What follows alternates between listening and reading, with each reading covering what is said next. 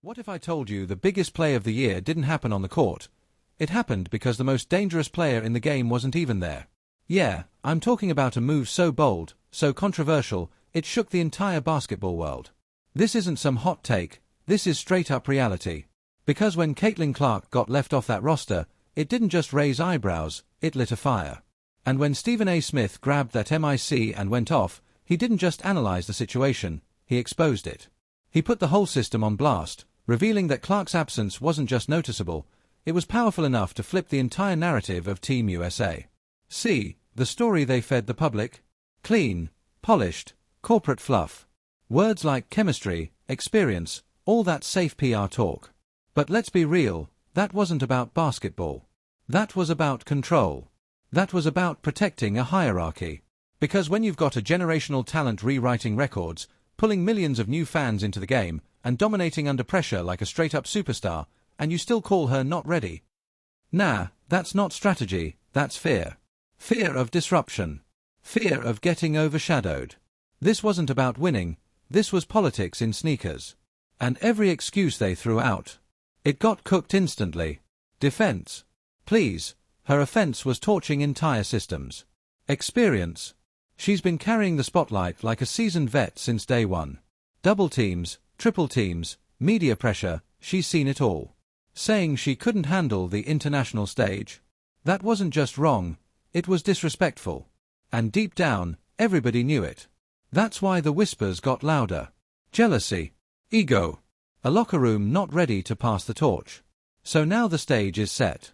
Team USA, the so-called unstoppable force, stepping onto the court against New Zealand, a game everyone thought would be a blowout. A warm-up. A highlight reel.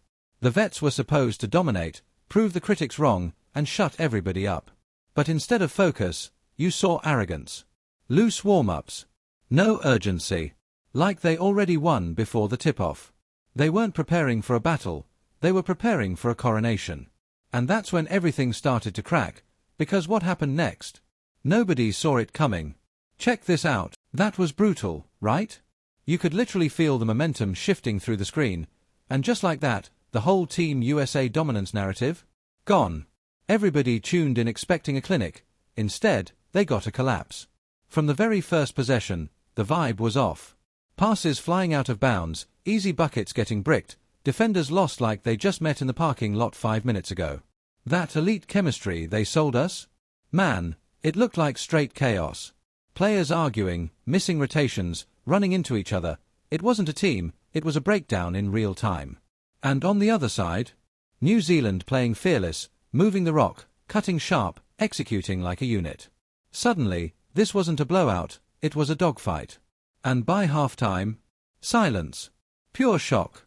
Because Team USA wasn't just struggling, they were getting outplayed, outworked, and outsmarted. And that's when the whole illusion shattered. Every excuse, every PR line, it all fell apart under pressure. This wasn't a slow start, this was a full-blown meltdown. You could see it on the bench, frustration, confusion, zero leadership. A roster full of stars, but no identity. And let's be real, everybody watching was thinking the same thing, something is missing. Something big.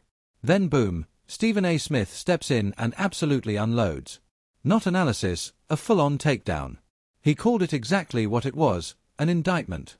He put the committee on blast, saying this disaster wasn't accidental, it was self-inflicted. Ego.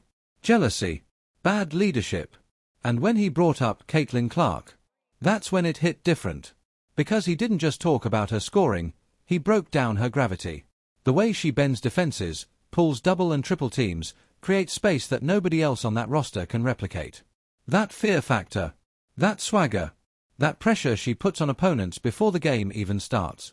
Without her, those open looks suddenly felt uncomfortable. The rhythm. Gone. The confidence. Shaky. He said it loud, the chemistry wasn't real, it was a myth. And New Zealand just exposed it in front of the whole world. And the craziest part. He wasn't just talking, he was echoing what millions were already thinking. Every doubt, every rumor, every suspicion, validated live on air. In that moment, the narrative flipped completely. The committee wasn't in control anymore, they were on trial. And what happened next took this whole situation from embarrassing to straight-up historic. Watch this. Man, that right there? That wasn't just a segment, that was a full-on explosion. And after that clip, you could feel it. The entire sports world flipped in real time. Because in that chaos, something wild happened. Caitlin Clark didn't need to be on the court to take over the game. Her presence hit harder in her absence. Stephen A. Smith lit the match, and boom, the internet went nuclear. Hashtags trending, timelines flooded, memes everywhere. The message was loud and clear. The system messed up, badly.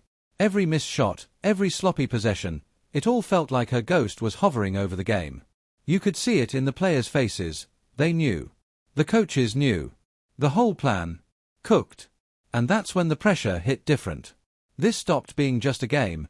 It turned into a global referendum. Not about wins and losses, but about ego, fear, and a system that tried to suppress a generational talent. And ironically, by leaving her out, they made her even bigger. This wasn't a save with a buzzer beater, this was a karmic check. A consequence.